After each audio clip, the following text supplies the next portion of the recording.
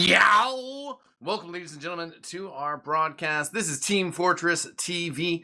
I'm your host, eXtine. We got some ETF2L action coming your way. Season 33, Week 7, Goon Squad versus Se7en. I am joined with Gemm on the production and Dumb in the commentary booth. How you doing, Dumb? Pretty good, pretty good. We talked a little bit about how we expect this game to go, and I don't think many people have like realistic expectations of Goon Squad really taking the closest fight against Se7en, maybe. But in the end, for Se7en, they still need to play this as well as every other day. They need the 6 points to have at least some chance to still get first. The situation up top on the tables is that Se7en and Feint are tied in points, despite Feint getting the win of them. So if Se7en wants to get first place and have the easiest path to grand finals, they need 6 out of this and hope Feint gets anything but. And this is the first step towards this. Tomorrow will be the much more deciding game. Feint against the Se7en, top matchup right there as well, with all the playoff implications for not just those 3 here, but also for Aura Electro and Warren Suns. So lots on the line the last 2 days in ETF2L, and Se7en makes the first step, arguably the easiest one, but you can never count out Goon Squad, who got some surprise points this season, much more so than people expected. I think most people expected them to just kind of drown out early and get kind of walked over by everybody. And they've gotten points out of Carnex, they got points of Aura, they've gotten points of Warren Suns, that they almost got some out of top 5 last week as well. So they've been keeping it fairly competitive with everybody. It's certainly tough at the top of the ETF2L Premiership. We got word that we're going to go live here soon, too. So let's run down these rosters real quick. For Se7en, it's going to be Cadis and on the DmTmMm, Captain and Se7en. Se7en, the new addition on Soldier. Raymond and Starkey on the Scouts. Or sorry, Raymond on Medic, Starkey and Thalash on the Scouts. Over for our opponents, the Goon Squad. It'll be Croy and Juno. Juno stepping in as a substitute on the Scout. You said it. Is it DeQuaz? I was calling him DQZ the other day. Yeah, DQZ, the one you probably mispronounce as Croy, or Cabo, as he's known as, the Scout. Cabo. But DQZ is the soldier, I guess. Yeah, DQZ. Okay, and then Jorge will be the medic. Narkari, that's an alias, right? Who is that? That's no, Narkari, excuse me. And then DToad on the DmTmMm. Yeah. And we are going live here, so quick thoughts on the rosters before we hit mid? It's surprised me how well Goon Squad has been doing this season. I'm gonna be honest, I didn't expect as much as they've been delivering. So either way, it's a surprisingly good season for them. Tough one to close it out with, but nonetheless, they've been doing well so far. Cadis extremely fast as per usual on the mid fight. He gets some stickies out. DQZ over in kitchen while Raymond takes the catwalk to roll out. Se7en throws sky high. As he comes in on Jorge, does get some good damage. Can't get the kill though. It is the captain rolling in though with the extra rocket to finish off Jorge. Se7en lose 2, but get the medic. Yeah, DQZ still trying to come in from behind, doesn't get too much, and big fight by Cadis just sitting behind them in a 1v1 with the medic. They desperately tried to get these late kills in the chase, but they gave Se7en so much space to begin with at the beginning of the mid. They were always stuck in this little choke area there, never had much space, and immediately Jorge dies at the beginning of the mid. And trying to recontest like that is just really hard when you have to make all the way in deep with everybody knowing you will. Snakewater's a tough one too once you lose mid. If you lose it pretty badly, no chance whatsoever to contest second. Even kind of just leave somebody in there to try to make something happen. So Raymond shifting with the team down low. They look like they want to get in with this pretty aggressively. But maybe walking up to Shutter now. Juno sniping here, gun is being built, so Se7en still have their work cut out for them if they want to make this a convincing last push. Uber charge does come in. Thalash getting on the point as well. Gun taken out with help from Captain. And they're just going to be able to capture 5 players still alive for the Goon Squad. Yeah, Goon Squad, both mid and last, seem much more fearing Se7en than they are respecting them, if I want to put it bluntly. They just always try to avoid these fights much more so than they want to actively take part in them. And Se7en knows these sort of situations. When a point is open like that, they're going to take all the space for free. And right now, this mid fight coming out, DToad coming out from ramp again. And again, Kata's just a little bit faster. Scouts up top, and Narkari is there as well. Se7en with a big bomb. Captain being a little bit more forward with his. Croy and Narkari going down. Cadis has gotten killed. That's the only fatality for Se7en though.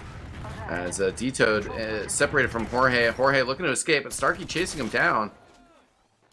Fight going down here. Jorge is going to go down eventually. Kind of just being toyed with by the Scouts. Yeah, and again, Goon Squad tries to play this left side passive style, and Se7en's figuring this one out immediately every time. They just go in aggressive, don't hold back on goonsquad's left, and just approach them as much as they can. Don't let them take space whatsoever, and no one's getting out this time. With the Matt dying late as well, like you said, just playing with the food there, letting him basically have to force the killbind almost out, but then just clean him up anyway. Late death means this advantage will last so much longer and makes it so much safer to last, even if they were to mess up. It looks like they're going to switch things up here, just get that practice, try a different attack route. They're going to come out from underneath. Cadis getting stickies on the point, Flash on the point again and again. The Goon Squad pretty much locked in point. This time they do charge forward and momentarily get a defense put together. Throw Se7en off the point, but it doesn't last very long. Yeah, again, fairly similar hold. The gun just kind of behind the little thing on the point, just so it barely covers it, but isn't immediately shot, which is a nice idea, but it obviously is just not a threat for anyone coming in, because it just can't cover the entrances either. So really quick work there by Se7en, again taking all the space for free as much as they can. At least this time they got to the point, but it didn't last much longer because of it. Yeah, they've still been pretty absent on the forward defense. DQZ in pretty forward. Narkari does jump all the way across Raymond. Raymond in some trouble as DQZ on top of him gets the kill. Jorge has gone down, but it's actually 4 players down, 4-7. Just the soldiers left up as Silentis has gone down now. Narkari taking him out. And our last surviving member, Captain, getting flanked. He does get the health pack there, trying to survive as long as he can. But gunned down, and the Goon Squad's half taking a mid-fight. Yeah, I respect it. Huge mix-up on how they played this one. Just much, much more aggressive, straight over the point. Not letting Se7en have any room to breathe there themselves this time. So that's exactly what they needed. Last 2 mids and last 2 last holds both looked very similar. Already looked like 5 minutes into the game that they were out of ideas, but they still have some fuel left in the tank, which they desperately need if they want to have any chance of some upside points here. But Detoad overextends for some traps.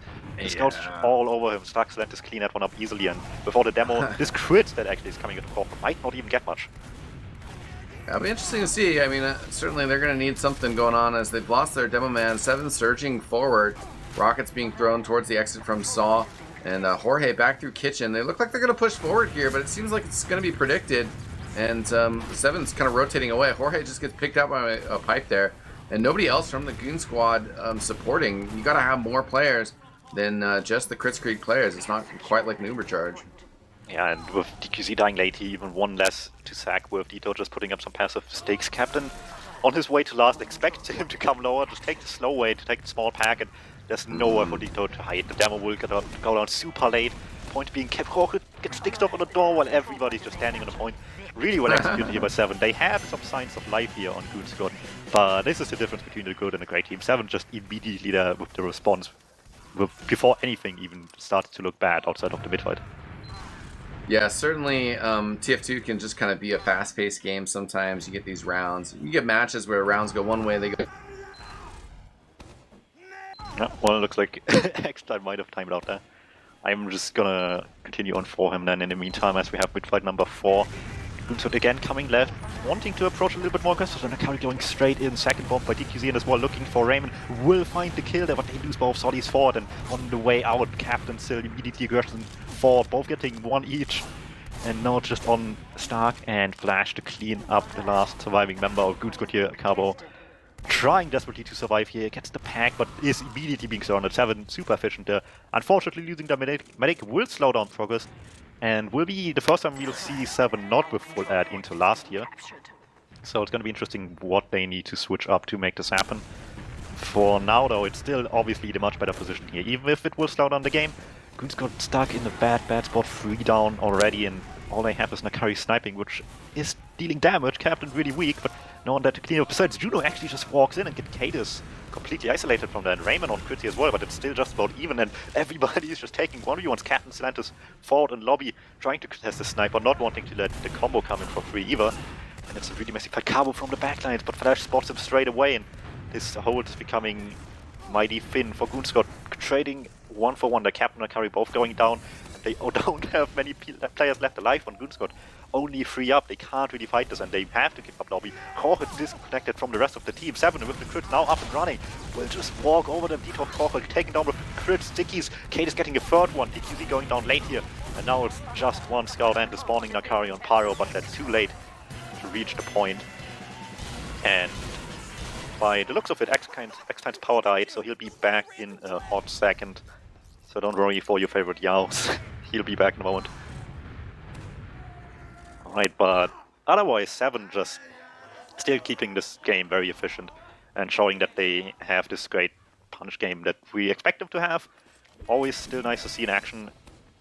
We see still on heavy. We've seen this before, and as much as they might just do it because they can in this game, they've practiced heavy strats before. I've seen it many times. We remember the Ascent official as well.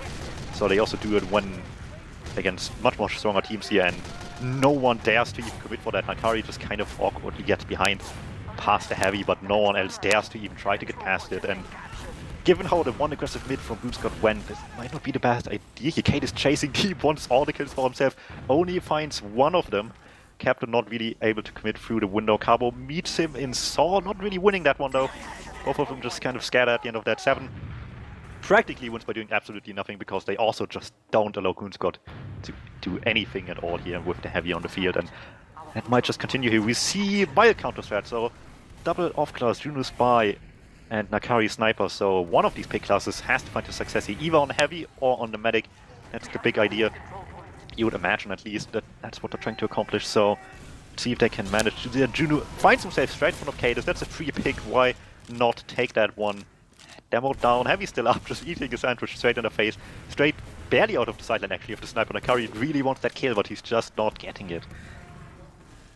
And it's just a matter of time before either Se7en makes some move here aggressively to play around the sniper, or if somebody just decides this is our time to shine, and let's say Nakari just decides to commit much more aggressively. It is 4 after all.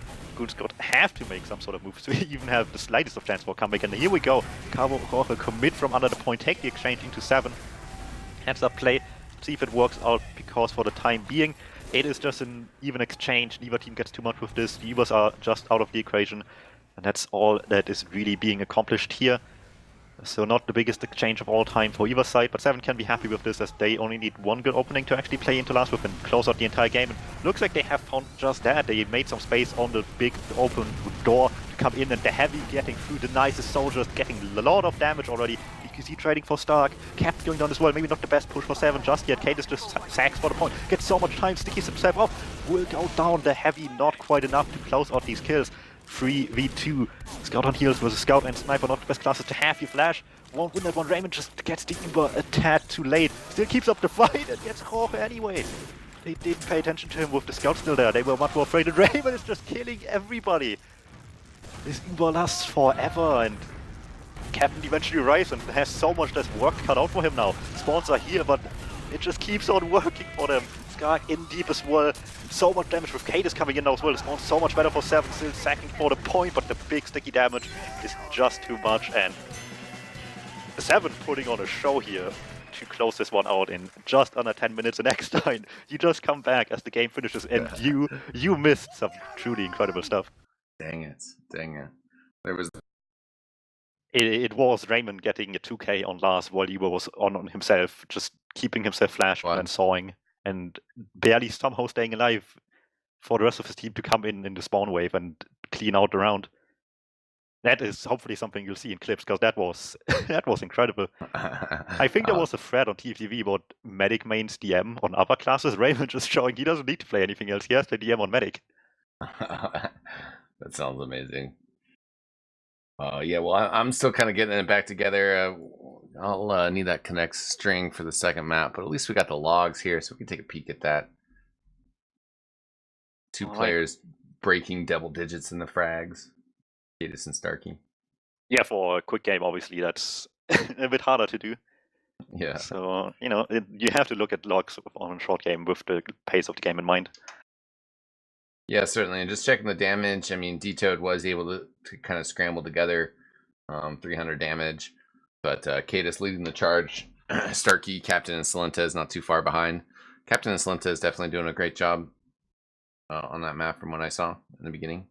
You can just tell what role is Flash playing for the team as this passive pocket scout by the fact that this was a really one-sided game and he didn't get much because there was not much for him to do in that sort of role. Yeah. He's there when he's needed defensively, and there was not much in that regard they needed to do here. So you look at this, sure, he still got the free KD technically speaking, but he technically did so much less than anyone else in terms of damage, but he just didn't need to. He was just there when the end of the pushes when he had to clean up, and that's, if the game allows for it, that's all that needs to happen. Well, we'll be heading to Pro Lands for our second map, so that'll be interesting to see if Goon Squad feeling a little bit more comfortable there. Actually, one fun little tidbit here, because of what you just missed on last. I mean, it's a common fact, right? Uber's last 8 seconds. That's like knowledge that you have. But because of what happened on the last list now, Raymond's average Uber length is 8.4. So longer than it ever should be. So that's a fun little interaction there.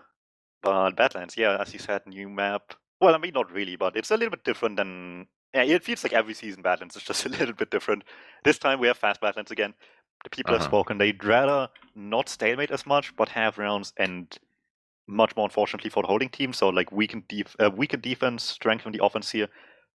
Ends in much faster paced games overall, which is a trade-off that apparently most people are willing to take here when it came to the general consensus. And I'm not expecting much else here. Last is really fast to cap, and you inherently are favored as the attacking team. Well, should see some high-flying action. Certainly likely that Se7en will be taking things again here. Of course, just Premiership top dogs, everything we saw in that last map. But I'm looking forward to some more excitement, some more air shots, of course, right? Yeah, even if it is going to be one-sided, at least so far, for sure, we've been like given a show by Se7en and goonsquad here together for at least if it's one-sided and not close, that it's still somehow interesting beyond just the end result, right? And like, what more can you ask for? Definitely. I want to give a quick shout out to the Essentials TFI 65 fundraiser. Yeah, definitely go over, check that out. Do you think we'll see an Ascent NA versus Ascent EU team kill in the bracket? I think it's not unlikely. Yeah, I think it's gonna happen. Like, what if it's in grand finals though? I think one person only will be happy about that, and that's going to be Mela. Yeah, if that were to be the case. I mean, that would be pretty epic. I mean, well, everybody wants the epic NA versus EU. Anyway, anytime we have the transcontinental, action, that's like the dream grand finals. You wouldn't want two NA teams to come over and both of them end up in first and second, and you wouldn't want two EU teams to come over to an NA LAN and stomp in first and second place. I mean, some people might, but the crowd generally loves that NA versus EU showdown. That's going to be hype if we see that Ascent team kill, whether it's going to be in the grand finals or somewhere else. But check out that fundraiser. Right now, though, looks like the players being very prompt. We're readied up already. Yeah, the Se7en here is talking about Ascent, and they want to be the ones in the spotlight here. So the game is on, and we see Nakari on demo with the sticky jumper. So they realize they're conceding a little bit. Let's see if they're having similar strats cut out for them like this Celentis heavy though. Yeah, we also have the heavy weapons guy and the engineer. I feel like you got to commit to the second hold, but the sticky jumper going for the probably the caber, right? He just couldn't quite get it, and now they're gonna run into the heavy weapons guy. Engineer just at level 1 sentry gun right now. The bomb in though, it will get shoved away by the sentry gun. And the rest of Se7en hesitant to push him because they don't have that uber charge yet. And another player, the other soldier, is down. Yeah, it's surprisingly working. Years of low panel practice, not paying off for Se7en just yet. DQZ trying to contest from house there a little bit. Juno as well from the other side, both getting a little bit of damage, but Raymond still mostly playing safe. So 2 picks, not enough for them to make this work, unfortunately. And it's now on Se7en right now. Sure, you can say this is leaving all you want, but it's still defensive off-classes here all around. They need to get past it in the first place. It's not that free at all. Yeah, and well, we have a pause here, unfortunately. But yeah, certainly, and I think that anytime that you do have a severe disadvantage as a team and you're playing a team that you know is quite a bit better for you, I feel like you should feel free to like pull out the outrageous strats like this and just say, okay, well, we know they're extremely fast to mid. We know that their soldiers are crazy that's So let's just pull it back. Let's just hold off at second. Let's just, try our best. And that's what really teams should focus on, is trying to learn what you can from these engagements. And no shame in this strategy. Yeah, and I brought up the example as well. Se7en against Ascent early this season on product. Se7en just used heavy as well to great effect. They both know it all. They clearly knew what they were doing and it shut down Ascent perfectly for the most part. And, if it works here, then why not? But they have the flank wide open. DQZ and Juno nowhere to be found on that flank. Stark's on the point, and no one willing to contest that. They hope DQZ reaches it in time. Has to play a scout, but Stark does the back turn to him. Takes a big rocket in the face. Yeah, a ton of damage on DQZ. He will get the arrow heal, as well as the bottle on the side. Captain going to jump over the top. He's putting more time on the point, though. But DQZ is going to win the Spire battle. He does land on the 10 rib with 10 health. He had landed on the point itself. That might have killed him. 2 more arrows. He'll get fully healed up. 2 dead for Se7en. And an uber charge on the hands of the Goon Squad. Will they push around the corner here? Being a little hesitant, but Nakari back on a regular sticky bomb launcher. And mind you, in the unlikely case that this is gonna be the rest of the game, then that's not good for Se7en. 1 point down is already 1 less point that Feint needs to take up % to claim that first place into playoffs. So, you know, as much as it's fun in game for now, eventually they need to find an answer. And for the moment, that is still Stark trying to get behind, actually managing to do so quite nicely. Kate is second with this one, pulling up the Warrior strat, and it's working. Yeah, Croy on the engineer needs to kind of get his head out of the books. He's up there putting up a teleporter exit. Meantime, the demo man just kind of bombing over the top. Oh, and the back cap as the capture did get finished there on the 2nd point. And then the last point. Yeah, Starkey, yeah, with quick capture on the Spire there. Pretty funny, though. And yeah, looks like they're going to stick with it. Quick back at that time. Se7en just realized they have enough time to rotate behind while the cap's happening, and yeah, just about worked out. So, you know, they know the timing, and that's really important with a point like this, even.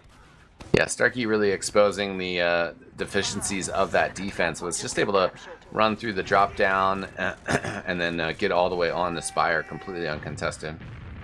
Yeah, Nakari again sacking it early, trying to get an Uber out of Se7en early, but not quite happening again. Hold trying to be set up. Starkey just destroys DQZ on drop down. He was waiting for the rotation through there. Meanwhile, Junu bombs in a choke, gets a huge kill on Silentes. Players pushing through the deck though, and yeah, Se7en all in control of the point. That'll watch the one-on-one versus D-Toad on the heavy weapons guy. Gonna be able to get the kill there. Yeah, this time they have the capabilities to go back to last on Nakari, trying to keep himself safe in lobby. Stark already in deep, they're way behind him. Does not want to play point though, wants to play it safe, wait for his team, have some backup. Yeah, wants to get those points. Right now, him and Thalash, oh yeah, they get the capture together extremely quick. Once again, the second push doesn't quite go. Instant is a question from Jorge, just about with that ×4. Oh, look what we have here. Thalash on, okay, no, he's doing the pro moves, switched over to Spy just to check what classes are coming out. And indeed, it's the same rollout, and I would rather see like Scottish Resistance instead of the Sticky Jumper. But he has gone back to at least the regular stickies instead of Sticky Jumper. So they are kind of poking in the house here. Yeah, they're backing up. They approach a little bit more aggressively. Nakari on normal sticks helps as well. Almost actually picked up Cadus, but the flank immediately being walked over again. No gun this time, only the heavy. Gun goes down early. Captain and Stark in the backline is just causing more and more trouble. And they can't do that for too much longer until Se7en immediately pushes in from the front lines. They're taking their sweet time actually. Sil and Kate is peeking, and Stark's the one that has to do all the heavy lifter by himself. But DQZ flanks him from behind, gets the pick onto Raymond. That might be what they need, but they can't keep on dying, and that's exactly what's happening. Stark and Captain both get one each. Stark with a deep chase into lobby. And Junior just now spawning, just sees the whole team there. Yeah, I think this turns into a good example as well. The capture's going on here. Talk during this next rollout. We are 3-0 here. I think this is a good example as well of just, you know, why the classes of 6s are so dominant, and you don't see these sort of strategies, you know, even with time to prepare a heavy weapons guy and an engineer on second, you know, kind of stalling things out. It's just so easy to tear them apart with just sending players through different routes. Starkey coming down low, Se7en just picking them apart. So not exactly the most polished of off strategies, but the Goon Squad going back to more regular rollouts now. Just pushing the heavy weapons guy through a valley. Silentes and Croy do trade here as DQZ flying in the air. Puts a lot of damage on Thalash. They can't get the kill though. Heavy weapons guy is out fighting, but Narkari is behind. There is a scout in the house, and he is going to get the kill on Jorge. Just Narkari. And a little bit better there. What do you think, Dum? I mean, if anything, in this whole game, as much as the mid-fight, which is, in general, the more aggressive one than any of the other ones, just shows that Se7en is fairly unfazed by what's happening right now, which is always good to see. They're not being, like, put on tilt or anything by that, and just playing through it with as much efficiency as before, just figuring out what's the best way to deal with this, and time again they're coming out on top. PK straight onto the point, and DQZ can't even drop down in time, and it just really goes to show that they can't do all they want with defensive off classes here as much as they try. Se7en is just that much better to the point where they can just immediately dismantle it again. Yeah, they're not going to have any problems here. Flash again, checking to see what's coming up. Juno on the sniper now for this alternative rollout. And you really got to have the whole team together with these concepts if you're going to do something that's kind of wacky. And right now there's still that kind of tear between doing old strategies. Se7en's bombing in here. He's got the rocket jumper and the shotgun. Captain on the regular original, and they've already stormed past middle point in a second. Se7en gets sniped down by Juno. Small consolation though. Starkey on the flank. We'll get right behind Juno here. Easy killing. Yeah, and the fact that the rocket jumper shotgun thing is the only thing that Se7en really did in the face of a game they pretty much guaranteed won, just really shows that they're not here to play around. They want to win. They want to make sure that they have the best chance of the first spot tomorrow, where it's out of their hands to do so. Now they can, and they just want to end it as early as possible, not let there any chances be left that they haven't taken, and it's just a matter of one more good push.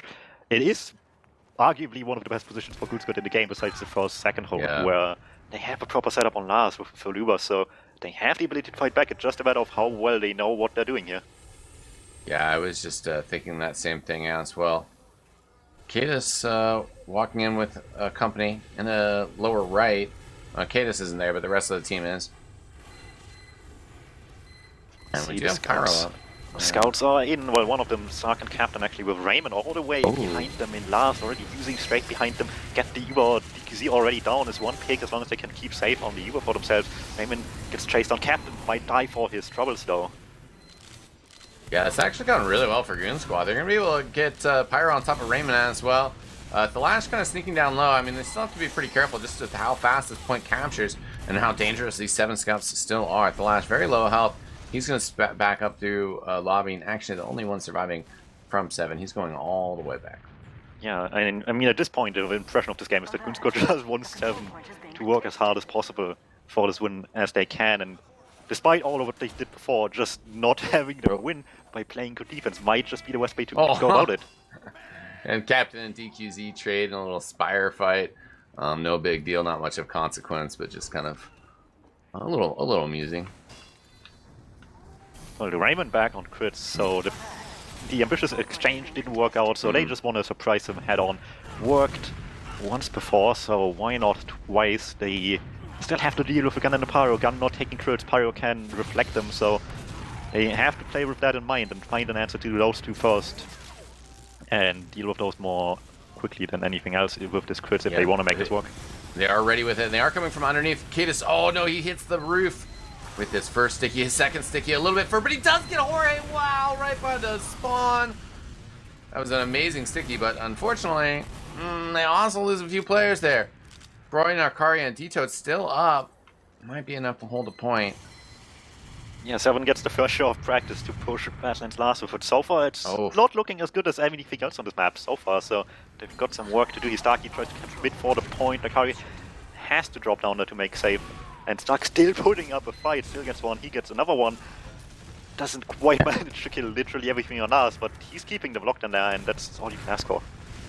Yeah, finally cleaned up, but got it to a 4-on-4 situation. Se7en goes down as well. Narkari very low, and the bomb forward from Cadis, and he gets the capture! Cadis with the skip in. Dirty stuff there. Yeah, and the Se7en is basically making a statement. You guys might be prem, but we're still that much better. You got a long way ahead of you to catch up with us. And that's really what it boils down to, right? Se7en, for now, on first with a solid 6-point lead, but not one that is safe until tomorrow. So while they can play easy with these sort of teams, for the rest of playoffs, they will have to do a lot more work. Yeah. You would hope so. You know, that was pretty easy lifting for him. The Scout, Starkey, and Thalash just stomping all over the place. That makes it real difficult. And I mean, coming into this second map, the goonsquad, new time we're ticking. You know, hats off to them for trying some unconventional strategies to try to, you know, just kind of get a little bit more on even footing. But unfortunately for them, game kind of slipped away from them, and they're gonna pick up the big loss tonight. Either way, they made what 7th this season, which I don't think most people expected. I think more people would expect Carnix to get the better end of that one, but in the end, Carnix on 4 points, goonsquad on 7 after all is said and done. So they did show up in the matchups that were arguably much more doable for them, and got some out of those.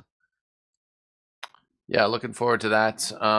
And the big match tomorrow you mentioned, that was Ascent versus Feint, you said, right? Yes. Yeah, that Second sounds... against third right now could change by the end of that match. Se7en can only get second out of that if they get more. 5 points minimum, I think, out of that matchup. Feint now, with this being set in stone 6-0 to 7, Feint needs all the points to have the tie in normal scores and then the tiebreaker in their favor, head-to-head in their favor, I should say. That's pretty hype. That's pretty hype. Yeah, and it doesn't just affect their playoff standings. It also affects directly between the fourth spot as well. I believe the way it is currently is that Aura Electron and Warn Suns are tied, exactly the same score, and also tied against each other. And Ascent got a win Ascent tied with Warn Suns, but Aura got 2 points out of Feint. So depending on how that match goes, if Feint gets the better end of it, or get into playoffs by having gotten point out of the better team, and if Warn Suns wants to get to the playoff, Ascent needs to win that one. Because then they have won against the, by the end standings, the better team, basically, is how that works out, I believe. Well, pretty exciting stuff as we're wrapping up the ETF2L season, the regular season, heading into playoffs. And then, of course, we're really actually, not too far away from that the Insomnia I-65 LAN event.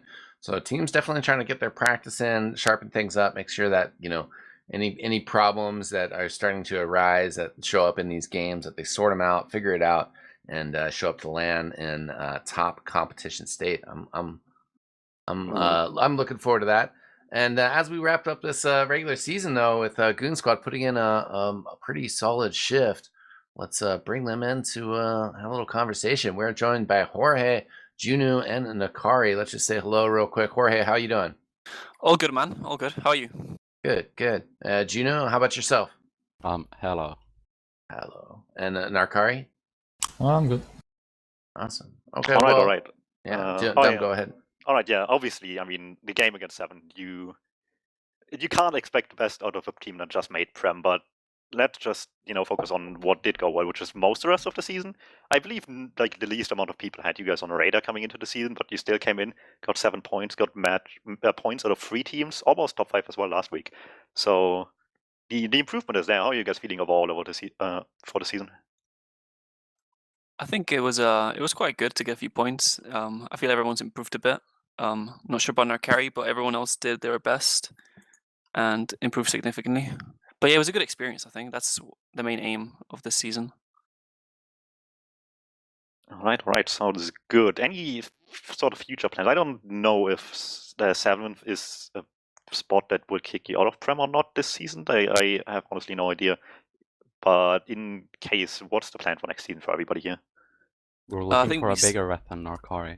I think we need to discuss it. If I'm not mistaken, Nakari has a bit of commitments in real life, so we'll have to step down, maybe as a sub or lower division, and we'll try to find someone equally good, if not better, for that position and see how it goes. Surely better is impossible. I'm not sure it can be found, man. Yeah. But yeah, either way, I mean, yeah, again, really great season by you guys. I didn't have you guys that much on the radar either. I expected you guys to be like, a bit closer with Carnix and points at the end of the season, but you guys took a head there and had really nice results at the end, so can't complain too much. Looking forward to more. You guys have positively surprised me, so I'm looking forward to more there. Thank you very much. Yeah, anything you want to add, eXtine? Thank you, DmTmMm.